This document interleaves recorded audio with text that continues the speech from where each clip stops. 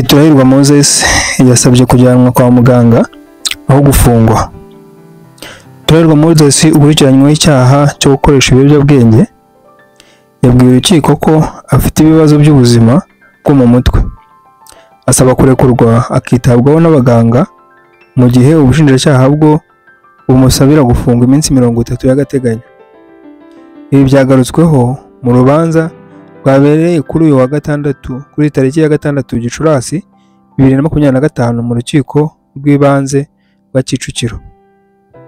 Turahirwa arashinjwa n'ubushinjacyaha gukoresha, gutunda no gukubita no kubika ibiyobyabwenge.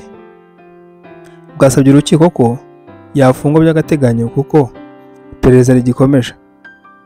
Bwagaragaje ko Turahirwa Moses atari ubwa mbere akurikiranyweho icyo cyaha, bityo ko akwiriye gufungwa by'agateganyo mu rwego rwo kumufasha ko no kumurinda gukomeza gukoresha ibiyobyabwenge cyangwa kubikwirakwiza mu bandi. Ubwo yireguraga ku byo akurikiranyweho, Turahirwa yabanje gusuka amarira mu rukiko. Yagaragaje ko afite ibibazo by'ubuzima bwo mu mutwe kandi ko yatangiye urugendo rwo kwivuza. Yasabye imbabazi sosiyete nyarwanda ngo kuko afite ibibazo by'ubuzima bwo mu mutwe bituma akora ibyo atatekerejeho no kubatwa n'ibiyobyabwenge. Yavuze ko yafashe ingamba zigamije kumurinda gukoresha ibiyobyabwenge birimo no kwitabwaho n'abaganga guhera muri Gashyantare 2025 kuko afite umuganga wo muri Leta Zunze Ubumwe za Amerika uri kumufasha no mu bujyanama. Umunyamategeko we wakoreshaga Icyongereza yashimangiye ko uwo yunganira afite ibibazo by'ubuzima bwo mu mutwe insanity gituma akora ibyo atatekerejeho, bityo ko akeneye kwitabwaho n'abaganga aho gufungwa by'agateganyo. Yabwiye urukiko ko kumufunga bishobora kumwongerera ikibazo cy'ubuzima bwo mu mutwe, asaba ko yafungurwa agakomeza kwitabwaho n'abaganga. Yemeje ko hari gukorwa raporo n'ikigo cy'igihugu cy'ubuzima RBC igamije gusuzuma uko ubuzima bwa Turahirwa buhagaze no kugaragaza nyirizina ikibazo yaba afite.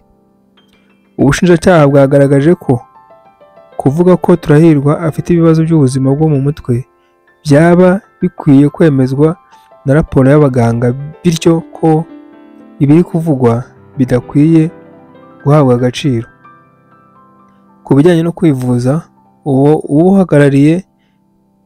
ubuhagarariye yerekanye ko no mu magororero harimo abaganga b'abahanga bita ku bantu bafunzwe.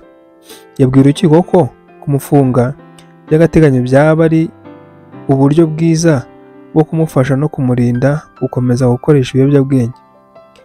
Ku birebana no kuba Turahirwa yaratanze umusanzu mu kubaka igihugu, umushinjacyaha yagaragaje ko kuba umuntu yarakoze ibyiza atabyuririraho akora icyaha kandi bitamubuza gukurikiranwa. Nyuma y'impaka z'impande zombi, urukiko rwapfundikiye iburanishwa, icyemezo kikazatangazwa kuri tariki ya 9 Gicurasi saa 8. Turahirwa yaherukaga guhamywa n'urukiko rwisumbuye rwa Nyarugenge ibyaha birimo icyo guhindura inyandiko cyangwa gukoresha inyandiko mpimbano no kunywa ibiyobyabwenge urumogi. Rumukatira igifungo cy'imyaka 3 no gutanga ihazabu ya $2,000,000 n'ibihumbi 20 nk'igarama y'urubanza, nubwo yahise ajurira icyo cyemezo mu rukiko rukuru. Turahirwa yamenyekanye cyane mu ruganda rw'imideri mu Rwanda binyuze mu nzu y'imideri ya Motions yashinzwe, imaze kubaka izina rikomeye mu Rwanda no mu ruhando mpuzamahanga.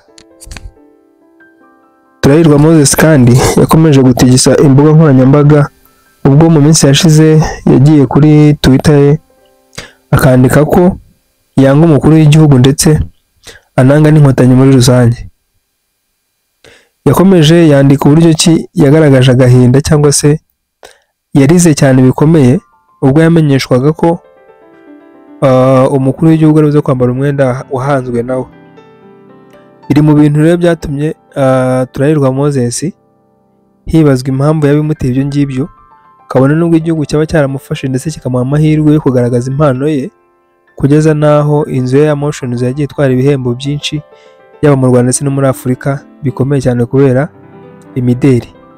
Ibi byose rero biri mu byatumye hibazwa ndetse hanapimwa hibazwa niba se ibyo yaba akora yaba bishaka cyangwa se byaba ari ibiyobyabwenge. Byaje kugaragara yuko Motions akoresha ibiyobyabwenge ndetse ku rwego rushobora kuba ruri hejuru, akaba ariyo mpamvu y'ikurikiranwa rye.